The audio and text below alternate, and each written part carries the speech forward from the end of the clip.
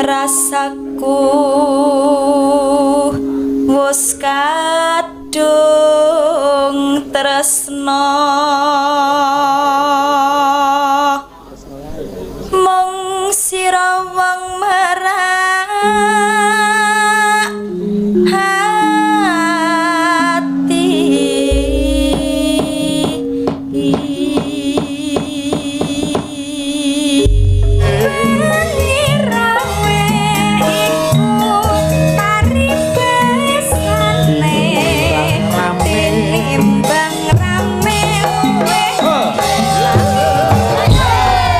tresnaku kaya ndene gamelan demung lan kendang. Kok sakit ngoten, Mas? Ya pengin ku iso ngambung tur ya iso nyayang. Sampean kaya apa, Mas? Kaya suling. Apa itu? Awakmu tak susul ning panggaheling cah. Tresnaku kaya slentem, Dik. Aku kaya rebab. Apa Sing tak arep-arep mung abab. Dadi maranggone ingkang sowan menika cacah wonten Satwidowati utawi 6 ingkang jawi piyambak nenggih Mbak Lia Sundari made in saking Sragentina menika ingkang ngagem kaca tinggal menika sanes tukang las ning menika artis Vivid Production menika artisipun Madangkara Mbak Birgita Ayu Setiani Haryanto kalajengaken menika Mbak Nimas Ayu Winong Nawangsih waduh yen ora dandan sinden niku nggih ayu standar nggih ning menawi sampun gelungan sampun ngangge make up ngoten niku ngangge kebaya walah tenan kalajengaken ingkang pungkasan mepet gedebok menika Mbak Umi Hafifah mitin saking Pulung Ponorogo menawi Winong wau saking Laladan Tulungagung menika anak kula ingkang kula kempit-kempit wiwit saking SMP rumiyin riyen sekolah wonten ing SMKI rekake karo Pak E goleke kos-kosan lho iki piye kos lanang wedok campur iki piye langsung kula tarik kula goleke sing kos khusus wanita bahaya iki bocah iki pisan ora kok bahaya pancen bocah lugu ora ngerti kok kabehe kanca ha iya ngono kuwi iki lho Nduk Umi mau ana sing ngersake kadung tresna iki lho enek sawerane iki saking Bapak Edi Sumarno Pak Marno iya bosek menika piyai saking Jakarta Timur ngersakaken kadung tresna ingkang nembang Umi Hafifah dengan tali asih senilai nyawa mengundak aku diutang langsung tak cash mlebune ning rekening sapa mbuh iki mau iki nembang kadung tresna monggo menika Mas Edi kula aturaken pamundhut panjenengan kadung tresna dibawani karyane mbokmu ayo busuke Sirahayu iki karya taun pira tahun 1400 umure lho pira iki karya Udakara tahun 2008 2009 coba Umi Hafifah jumeneng Nduk langsung bae Nduk rapot Nduk langgen gara-gara karimat-matan awake dhewe lek sore mau kan penuh dengan darder ayo ya ini guys santai ngene iki tur mau wektune limbukan rada njorok lho Truk iya tegese rada dawa tegese nganti mangan wektu engko awake dhewe ya genti apa kuwi nugele wektu nggen gara-gara ayo santai wae jam pira Bang tengah 11 santai ae ayo monggo genduk Umi Hafifah Rinoso saya malela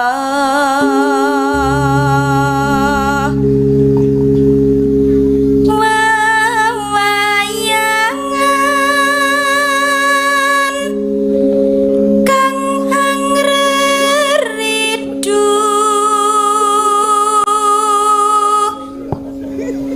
ati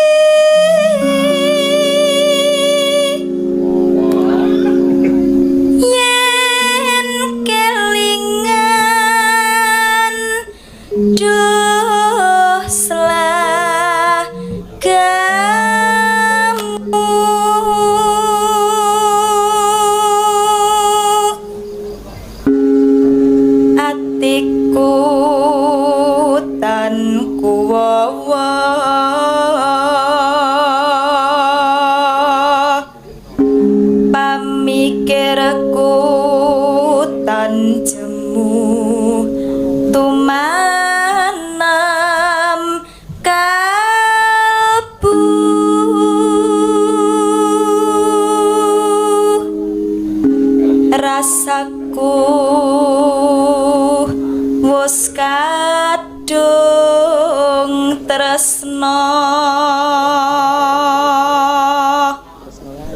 mung sira wong marang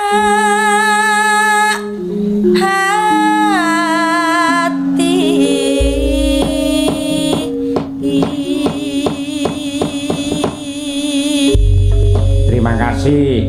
Kejawi kula aturaken dumateng mliginipun Eyang Sutomo sumrambahipun Mas Krisna lan ugi sedaya keluarga ugi para pamirsa mboten langkung ugi kula aturaken dumateng ingkang kepareng mirsani lumantar streaming Kuntadi Channel.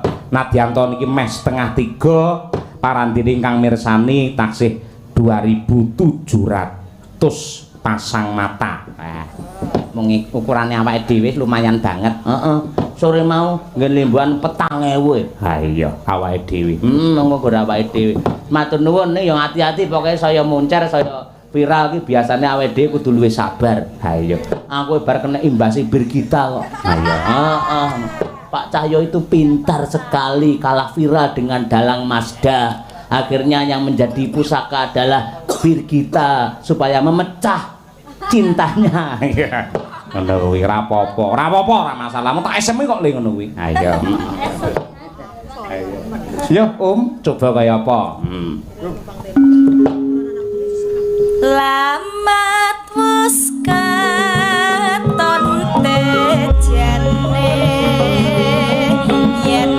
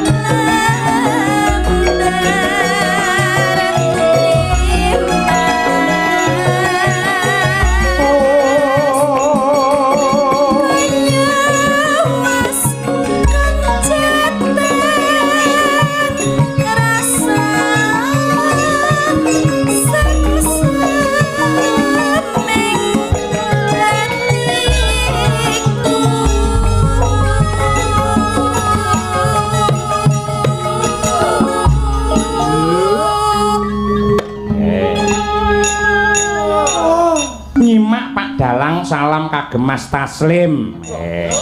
Saking kula Pak Waris Sugiono, king napa kok lek ngrembug melon kok sami gumujeng nggih. Pirangan Pak, kula mboten ngerti niku. Nyutane kanca-kanca niku. Ngono ditakokke Horok.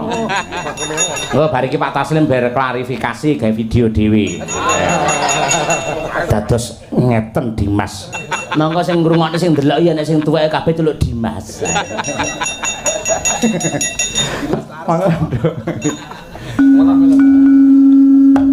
Bacaane sarwa asri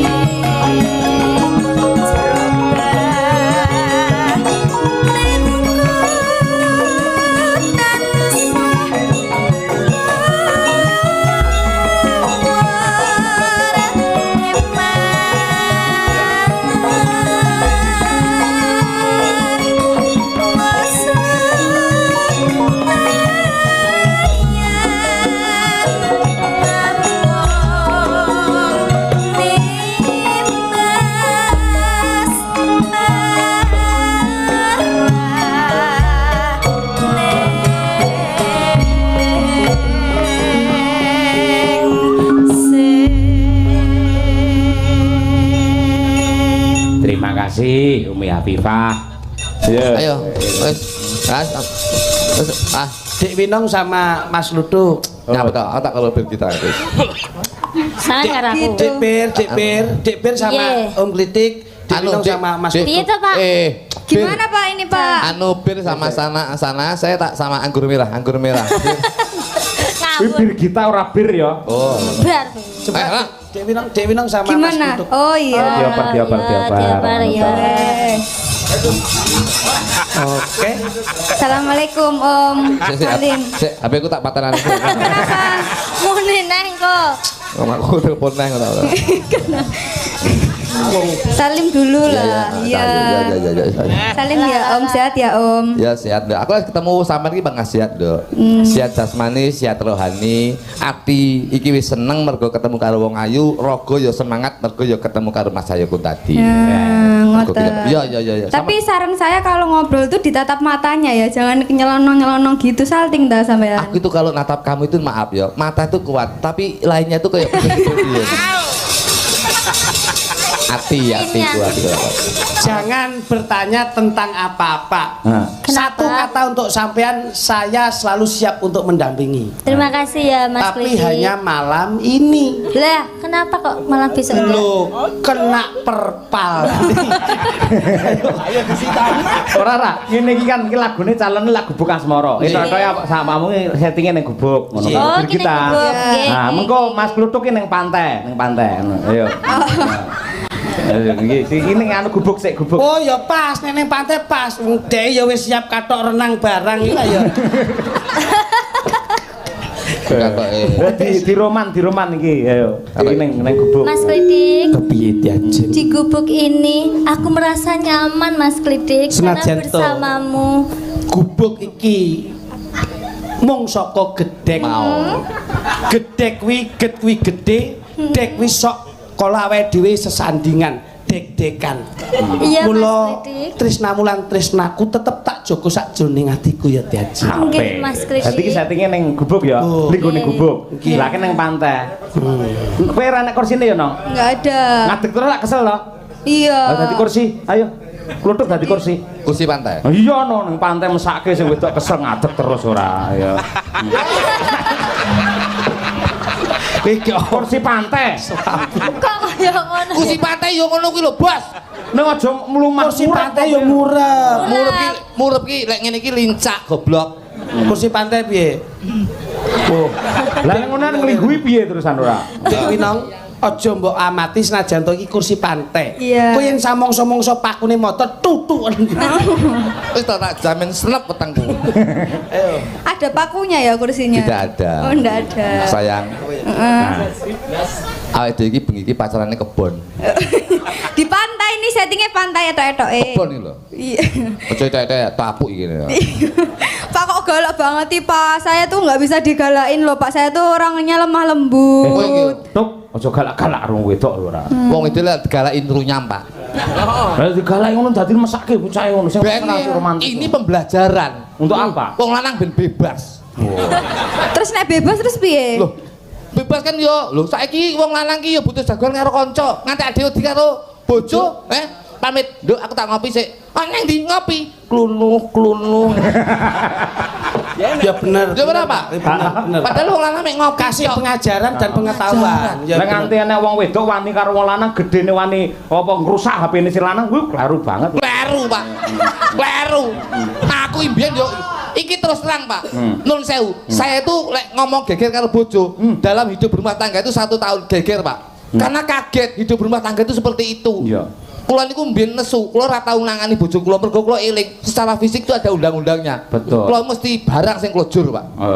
Kipas angin, HP, TV. Ape. Kula mesti kula bantingi, Pak. Terus saiki Loh, saya sih anggar bareng nesu bojo kula mesti luluh. Akhirnya kaget. Waduh, TV iki fatal iki. kadung 750 jelemput tak. Akhirnya kula tau nesu arep ngatong. Wah, 250 iki ya. Oh, arep banting kipas angin. Pasang waduh 350 ya aku. Saiki ora ya? Saya enggak, saya Tak teriut derajat. tak banting akhirnya mertuaku. Kowe ya iblis kok kowe iki. Mulut kok mbok banting. Jangan di Fotone. Kayak Mas Mas kritik ini iki lho Mas, so sweet ini iki contonan ora tau galak ya Mas. Tresnaku kaya ndene gamelan, demung lan kendang. Kok sakit ngoten Mas? Ya pengen ku iso ngambung tur ya iso nyayang. Sampean kaya apa, Mas? Kayak suling. Apa itu? Awakmu tak susul ning panggaheling cah. Tresnaku kaya slentem, Dik. Apa? Kowe dadi wong wedok aja sok slincok ing tembung. Tetep gemati karo piyai kakung ya, Nggih Dik. Kang Mas. Tresnaku kaya rebab.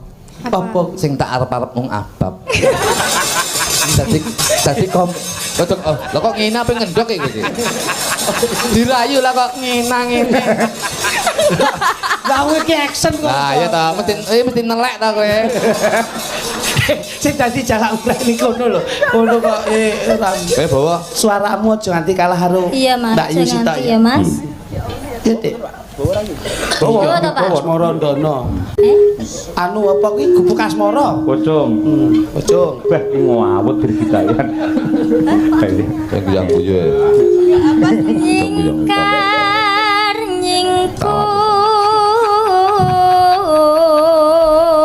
Oh nggih, sembah nuwun Pak, sembah nuwun Pak. Sembah nuwun Pak. Aku mau ngelap air mata, bukan itu kamu tuh sok tahu toh. Kuwi tisune kancane Modus bojo kuwi. Iki apa to? Aku ngomong. Aja film nanti kayaknya Gah, mbok lewek nih mburi. Ora. Ngerbet iki jarik kok teles iki lho. Rada rene, Dik. Wiwitane Air mata lu. nyingkar nyingku. Dik, Dalam Kang Mas. kamu suka pakai gelang ya? Iya Mas. Cek kuwi lho. Bar ki ngelapi kok Itu dilebaren ning iya jero itu kambi ditaruh apa mana kuwi? itu? Yang gue kenang-kenangan. Gur tisu ada. Kowe iki aja gur kenang-kenangan. Dek iki wedake sinden mbok gawa ketut tenan kok iso. Nggih kenang-kenangan. Contone nadimu to. Wah. Aku ki duwe mas kaya sampean iki kaya ndene tak jaga asmamu ben aku ki iso ketut karo asmamu. Apa kuwi ora kewalik, Di? Sing jago ki pun kakak. Dapur 6. Dapur anem. Mangsane iki lho. Dadi bocah ibu. Ya banyak. Oh ya ketok gede digograh lho di. Ya bir, nah bir. Lingsem yen kemutan. Kamu TikTok komennya kok gambar aja. Yen ndak sawang pancen pantesmu nggon konde kuwi diselipi kembang melati. Kok sakit pantes? Kembang Kang Mas? melati kuwi nggambarake arum. Arum ambune njur nyenengke nggon panciumanku. Nek mawar pripun Kang Mas? Baju Mas. Ya aku ketoprakin delampok iki. Aku laborasi panciumanku. Kuwi dadi kucing. Lho tegese ngambungi seneng. Mausan. Ya Dik ya. Sesuk iki tetep nggih kembang melati wae. Nggih. Kembang melati aja sampai sampean dadi seniman sing tiru-tiru ya Cahayu. Iki kembang melati digawe kono, iki kembang melati ndang dicepot, sesuk diganti karo kembang turi karo sambal pecel. Terus Ben deletek tak dilati cengelmu. Lah ngono. ya nang ngerti kowe nang. Ya. Nah. Sing sayang ya Cahayu ya. Lambi mau gelap. Lelampahan kang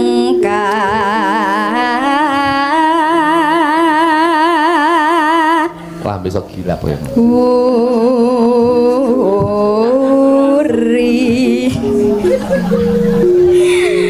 Ya Allah, astagfirullahaladzim. Pak, aku nggak bisa kalau diliatin gini, Pak. Apa? Nggak bisa aku. Soalnya piye ya rodok gila sithik ngono lho, Pak. Soalnya terlalu dekat.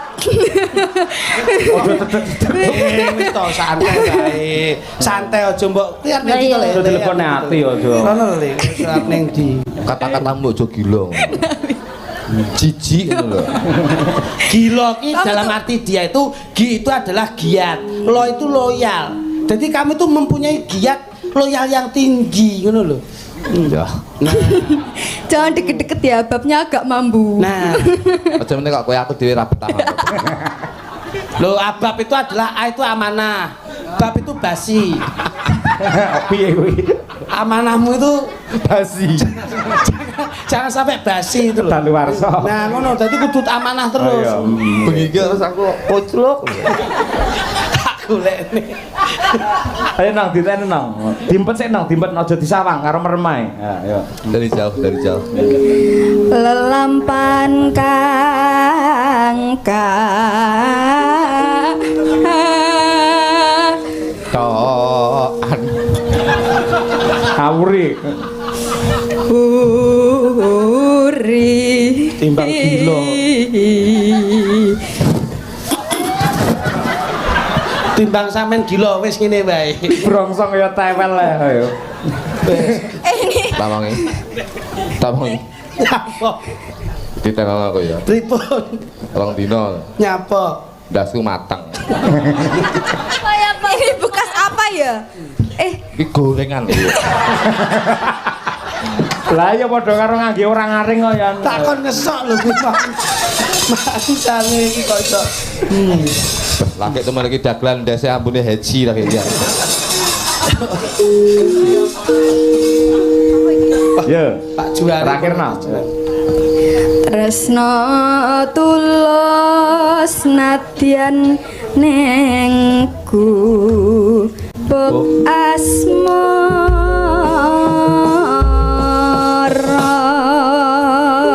Oke. Siap. Monggo dipun aturaken gubuk asmara engko dikolaborasi karo jaranan. Wah iya. Monggo to, dados.